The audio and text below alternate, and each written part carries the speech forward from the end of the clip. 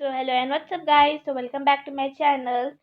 So today I am going to start the topic working towards the change.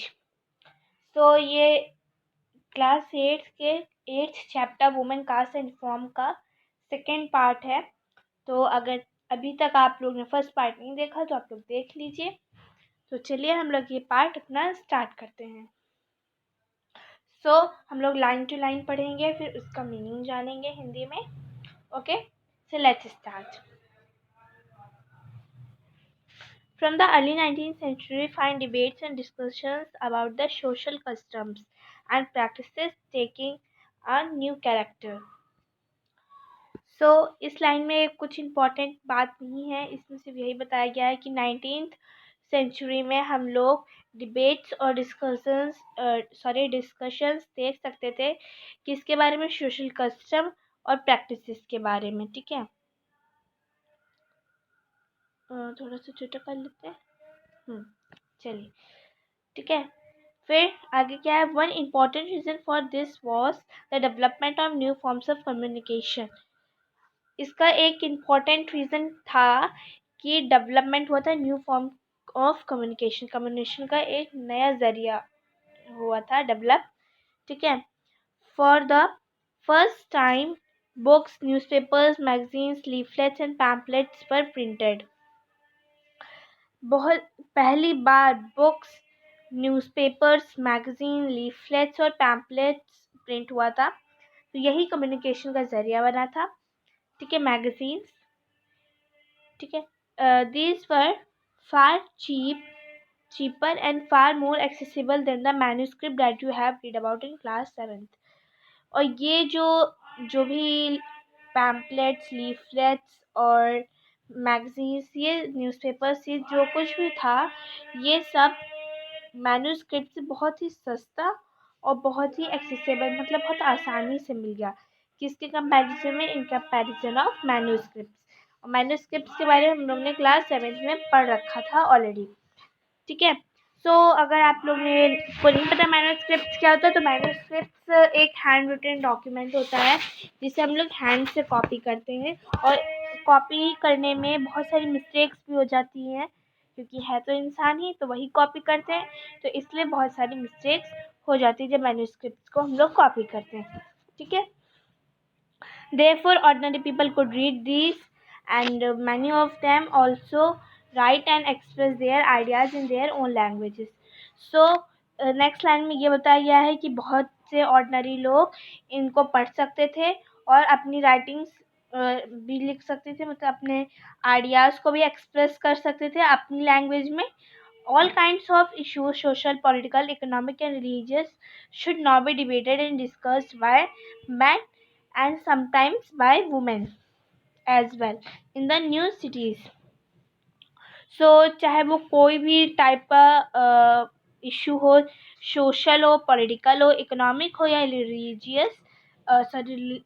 Religious issue, उसको अब debate किया जा सकता था, उस पर डिस्कशन किया जा सकता था। किसके द्वारा? मेन के द्वारा। लेकिन कहीं कहीं वुमेन भी इस डिस्कशन में पार्ट लेती थी।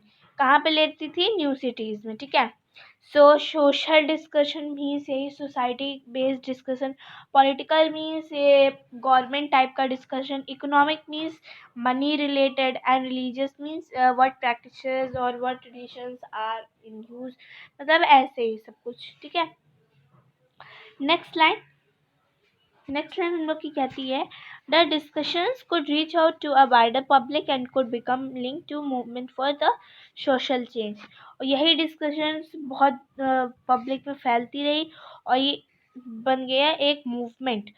किसके लिए? सोशल चेंज के लिए। यही डिस्कशन जब और बहुत बहुत लोगों के बीच में फैली, तो ये एक वजह बन गई सोशल रिफॉर्म की, सोशल चेंज की। ठीक है, चलिए नेक्स्ट पैराग्राफ पढ़ते हैं। These debates were often initiated by Indian reformers. और यही सारी डिबेट्स इनिशिएटिव हुई, started by the Indian reformers and reform groups. या तो इंडियन रिफॉर्मर्स इन चेंजेस को स्टार्ट किया था, या फिर रिफॉर्म ग्रुप्स ने। ठीक है, नेक्स्ट लाइन कहती है, One such reformer was Raja Ram Mohan Roy, 1772 to 1833. 1772 to 1833 इनका डेट है, कब से लेकर कब तक, ठीक है। तो एक रिफॉर्मर थे राजा राम मोहन रॉय। इन्होंने क्या किया, इन्होंने, देखते हैं आगे, अगर मैं अभी आपको बता लूँगी तो आपका इंटरेस्ट फिनिश हो जाएगा। तो चलिए हम लोग आगे देखते हैं। So he founded a reform association known as Brahmo Sabha and later known as Brahmo Samaj in the Calcutta. सो इन्होंने एक एसोसिएशन स्टार्ट किया जिसका नाम इन्होंने रखा ब्रह्मो सभा, और बाद में सब लोग इसे समाज कहने लगे, ब्रह्मो समाज, ठीक है। कहाँ स्टार्ट हुआ था, कलकत्ता में स्टार्ट हुआ था। अब जैसे आपको क्वेश्चन में आ गया वेयर ब्रह्मो समाज वाज स्टार्टेड, सो आप कोलकाता नहीं लिखेंगे। अगर आपने वहाँ पे आंसर में कोलकाता लिखा तो आपका आंसर बिल्कुल ही गलत हो जाएगा, आप वहाँ कलकत्ता ही लिखेंगे, ठीक है। आपको वहाँ पे कलकत्ता ही लिखना है, कलकत्ता, ठीक है। अगर आपने वहाँ पे कलकत्ता भी लिख दिया तब वो भी गलत होगा, ठीक है। यहाँ पे सिर्फ सही होगा कलकत्ता। चलिए आगे देखते हैं। People such as Raja Ram Mohan Roy are described as reformers because they felt that changes were necessary in the society and unjust practices needed to be done away with, ठीक है। सो पीपल राजा राम मोहन रॉय की तरह जो भी लोग होते थे, जो उनको रिफॉर्मर्स कहा जाता था, क्योंकि वो चाहते थे या वो समझते थे कि एक सोसाइटी में एक डेवलपमेंट ज़रूरी है, ठीक है। और अनजस्ट प्रैक्टिसेस मीन्स ऐसे सती या फिर चाइल्ड मैरिज, ठीक है, ये सब होना नहीं चाहिए, ये सब बंद होना चाहिए। सो जो लोग ऐसी सोच रखते थे, इन्होंने एसोसिएशन बनाया, इन ऐसे ही लोगों को हम लोग रिफॉर्मर्स कहते हैं, ठीक है।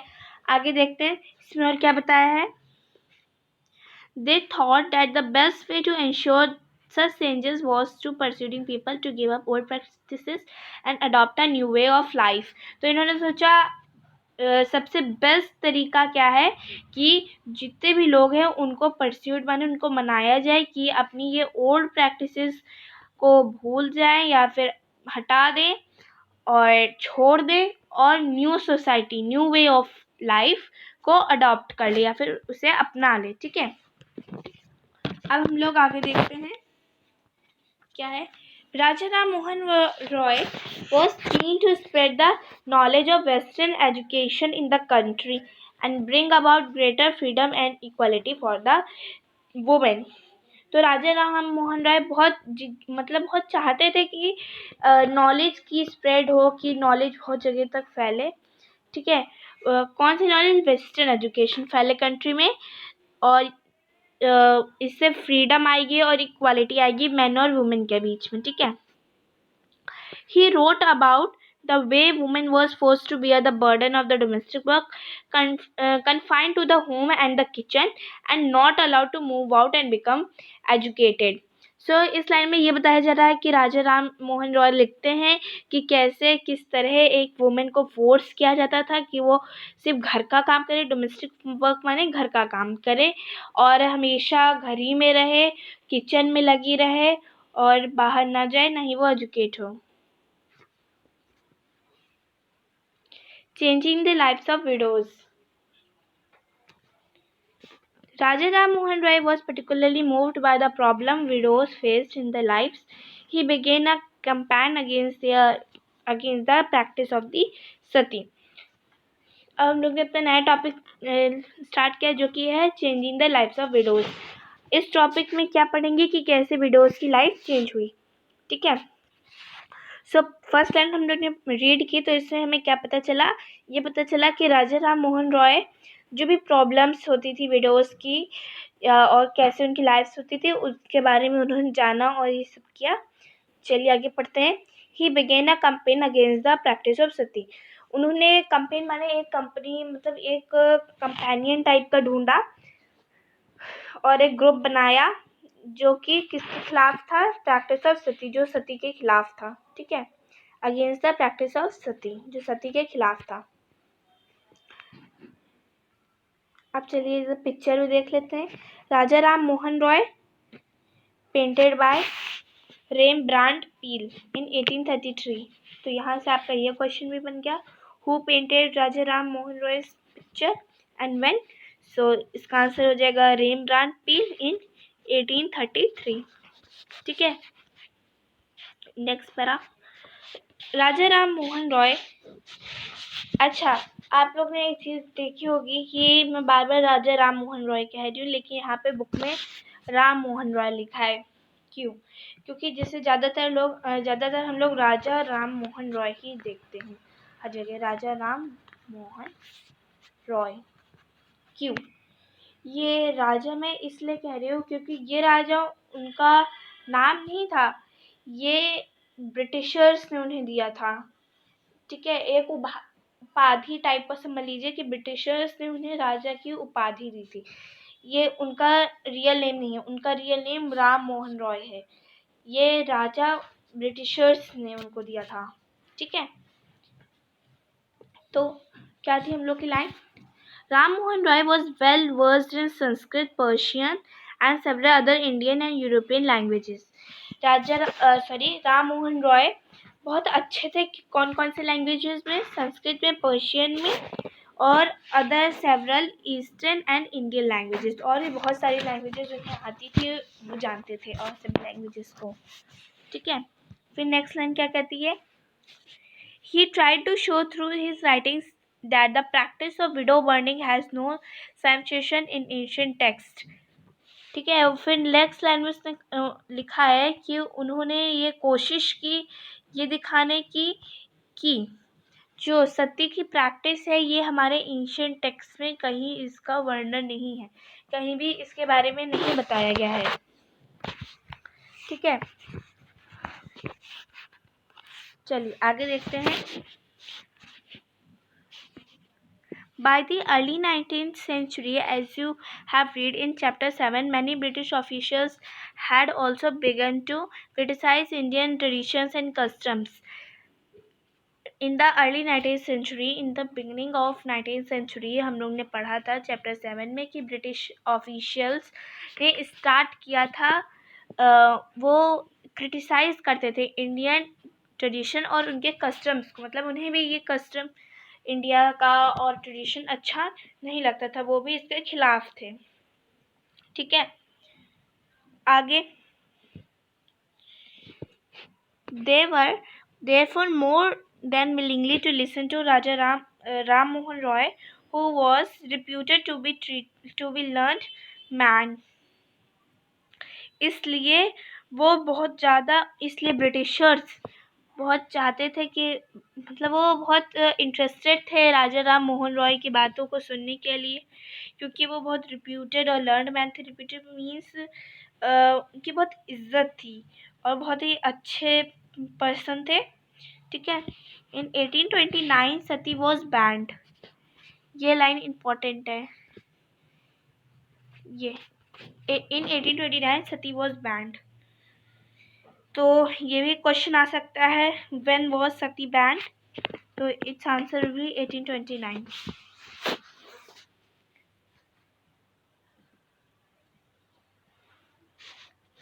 ठीक है, तो ये बैन किसने किया था? ब्रिटिशर्स ने किया था। So next, the strategy adopted by Ram Mohan Roy was used by the later reformers as well. So जो भी राजा राम मोहन रॉय की स्ट्रेटजी थी वो आगे चल के और रिफॉर्मर्स ने वैसे ही यूज़ की। ठीक है, फिर नेक्स्ट लाइन क्या कहती है? whenever they wished to find a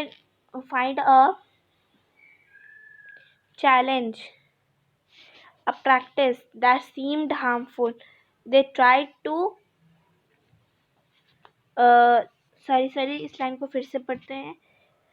whenever they wished to challenge a practice that seemed harmful. They tried to find a verse or sentence in the ancient sacred texts that supported their point of view. तो ये line ये कह रही है कि जब भी उन्होंने किसी भी प्रैक्टिस को चैलेंज किया कि जैसे सती ही ले लीजिए, कहा सती ये गलत है, ये हार्मफुल है, तो उन्होंने अपनी बात को प्रूफ करने के लिए एंशिएंट टेक्स्ट में ऐसा कोई सेंटेंस या ऐसा कोई दोहा या कोई भी मतलब पोएट्री नहीं देखी जिसमें ये कहा गया हो कि सती प्रैक्टिस हो। ठीक है, तो ऐसा एंशिएंट टेक्स्ट में कुछ नहीं लिखा था कि सती प्रैक्टिस करना ज़रूरी है। ठीक है, आगे देखते हैं। Then they suggested that the practice as it existed at present was against early traditions. So उन्होंने ऐसा बताया कि जो प्रैक्टिस उस वक्त चल रही थी वो गलत थी अर्ली ट्रेडिशंस के हिसाब से। ठीक है, जो उस वक्त प्रैक्टिसेस वो लोग फॉलो कर रहे थे, जो भी कस्टम्स वो लोग फॉलो कर रहे थे, वो गलत होती है क्योंकि वो अर्ली ट्रेडिशंस में नहीं थी। अब फिगर 3 देखते हैं हम लोग। Hook swinging festival. Hook swinging festival की ये फोटो दे रखी है। In this popular festival, devotees underwent a peculiar form of suffering as a part of ritual worship. With hooks fired through their skin, they swung themselves on a wheel. In the early 19th century, when European officials began criticizing Indian customs and rituals as barbarian, this was one of the rituals that came under attack. इस festival में क्या होता था, इस festival में जो भी devotees माने भक्त, जो भी भक्त होते थे वो अपनी स्किन को क्या करते थे, हुक से छेद लेते थे और फिर उसी पे लटक जाते थे और फिर उसी पे झूला झूलते थे। ठीक है, फिर जब in the beginning of 19th century जब यूरोपियन ऑफिशियल्स आए, उन्होंने इंडियन कस्टम्स को क्रिटिसाइज किया, तब उन्होंने इस रिचुअल को बहुत जंगली बताया, बारबैरिक माने जंगली बताया और इसको भी अटैक में किया कि अब ये भी रिचुअल नहीं होना चाहिए, ये भी प्रैक्टिस नहीं होना चाहिए। अगर आप लोग इस पिक्चर में ध्यान से देखें तो आप इस पर्सन को देख सकते हैं, ये एक हुक से लटका है, इसने अपनी स्किन को हुक से क्या कहते हैं कि हुक से उसे फाड़ दिया है और फिर उसी के सहारे ये लटका झूला झूल रहा है। ये बहुत पेनफुल होता है। हम लोग ने आज इतना टॉपिक कवर कर लिया है। अब हम लोग आगे का टॉपिक नेक्स्ट वीडियो में देखेंगे। Till then bye bye, and if you like my video so please click on the like button and subscribe to my channel and also press on the bell icon. Bye bye friends.